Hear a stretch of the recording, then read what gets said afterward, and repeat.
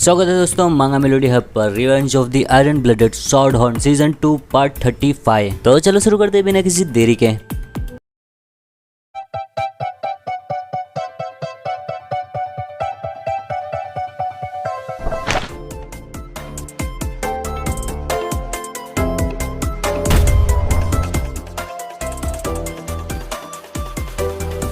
तो हमने देखा था मिस ओरोबोरोस को वेकिर जाने देता है मिनीपिन की वजह से, क्योंकि वेकिर अपना असली स्किल्स मिनीपिन को नहीं दिखाना चाहता और या फिर मिस ओरोबोरोस को अकेले में कहीं मारना चाहता हो। हम देखते हैं गुफा के बाहर आ गए हैं इंपीरियल के गैरिसन। सारे नॉल्स को मरा हुआ देख वो लोग यही बोलते हैं क्या हुआ है यहाँ। वेकिर यहाँ से जाते जाते सोचता है नॉल्स का सब्जिगेशन इंपीरियल गैरिसन के आते ही खत्म हो जाता है। गैरिसन के आते ही मिस ओरोबोरोस खुद को छुपा लेती है और बहुत सारा गोल्ड छोड़ देती है पीछे ही। गुफा के अंदर जो कुछ भी था वो सब कुछ इंपीरियल गैरिसन ले लिए। हालांकि हम देखते हैं मिनीपिन को जो हॉस्पिटल में है। वेकिर मिनीपिन को पाउच दिखाते हुए बोलता है ये वो पैसा है जो लूट को सेल करने के बाद मिला और रिवॉर्ड जो नॉल्स के सब्जिगेशन पर मिला। हम लोग लेदर खो दिए फायर और स्मोक की वजह से, लेकिन मुझे फिर भी काफी मिला है हड्डी दांत पैर के नाखून के लिए। तुम अभी कैसा महसूस कर रहे हो। मिनीपिन बोलता है सच कहूँ तो मेरा पूरा शरीर दुख रहा है, लेकिन उन लोगों ने कहा मैं पूरी तरह ठीक हो जाऊंगा। वेकिर बोलता है ऐसा लगता है तुम बेमतलब का ही ग्रेजुएटर लेवल तक नहीं पहुंचे हो। वेकिर एक पाउच मिनीपिन को देते हुए बोलता है ये एक तोहफा है। मिनीपिन उसे खोल के देखता है तो अंदर काफी गोल्ड है। बोलता है ये। वेकिर बोलता है इतने अमाउंट से जो तुमने सब्जिगेशन में असिस्टेंस दिया है वो भी कवर होता है और हॉस्पिटल का फीस भी। तुम अभी जिस हाल में हो इस हाल में तुम्हारा काम करना बहुत मुश्किल होगा। मिनीपिन बोलता है वेकिर मेरा मतलब सर क्या अब आप वापस एकेडमी में जाने वाले हो। वेकिर बोलता है हाँ। मिनीपिन ये सुनकर थोड़ा दुखी हो जाता है। बोलता है अच्छा,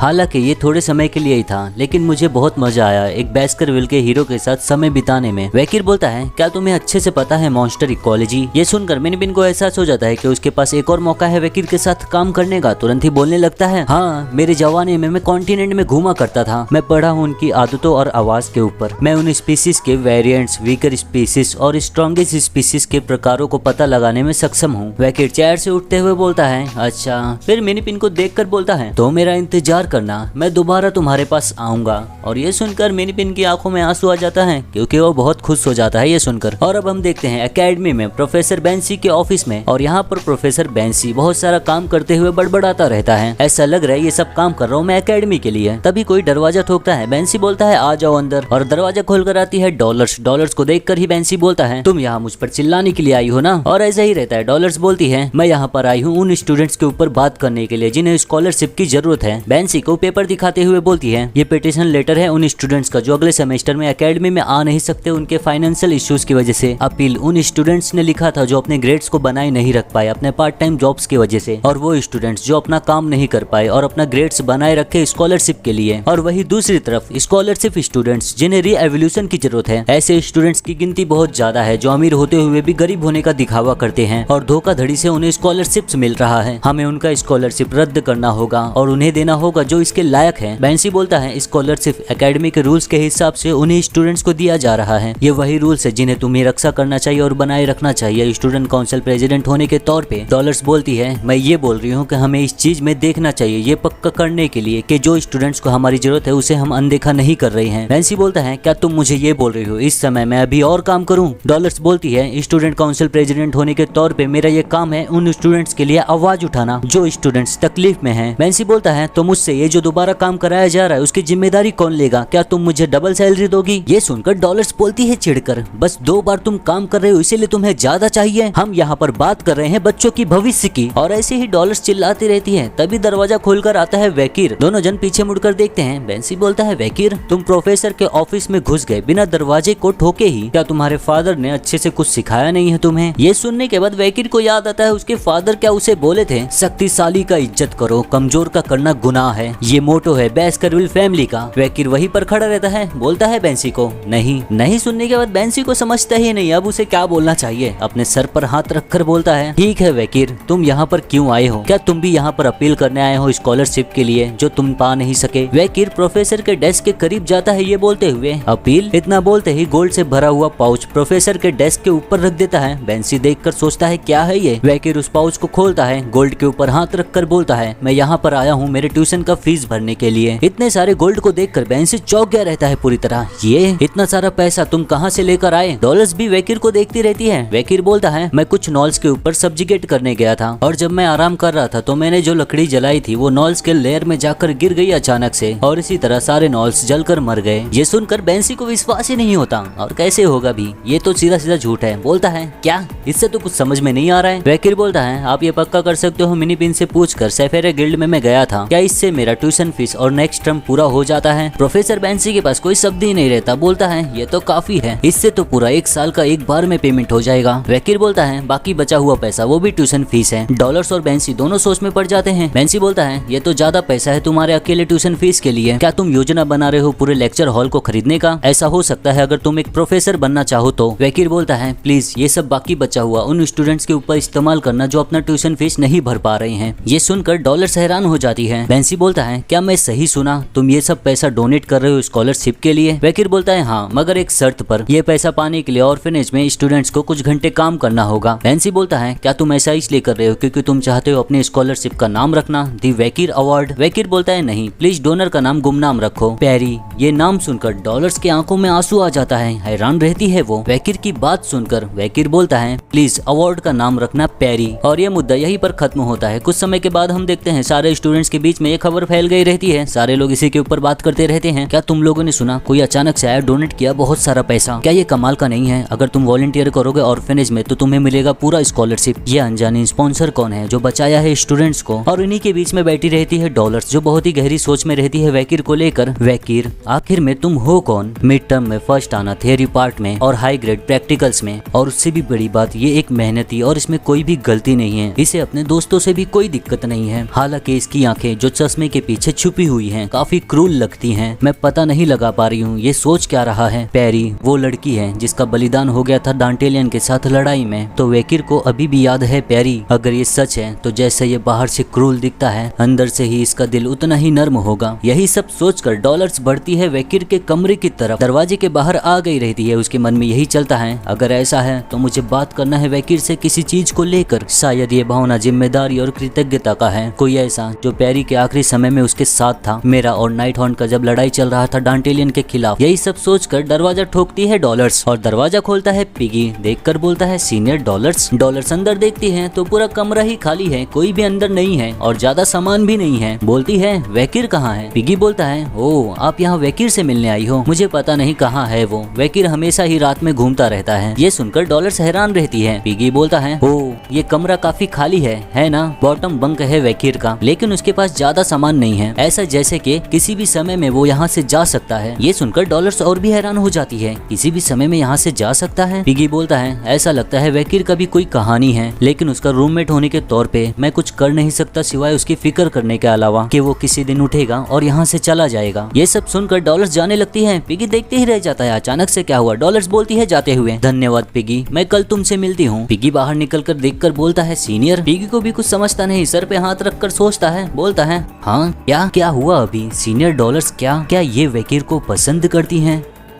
तो दोस्तों ये चैप्टर यहीं पर खत्म होता है और ये चैप्टर रीड करने के बाद ऐसा लग रहा है कि डॉलर्स को अब पता चलने वाला है कि वकीर ही है नाइट ब्लड हॉन्ड। आप लोगों को क्या लगता है कमेंट में बताओ। वीडियो पसंद आया हो तो लाइक और कमेंट करो। मिलते हैं अगली वीडियो में।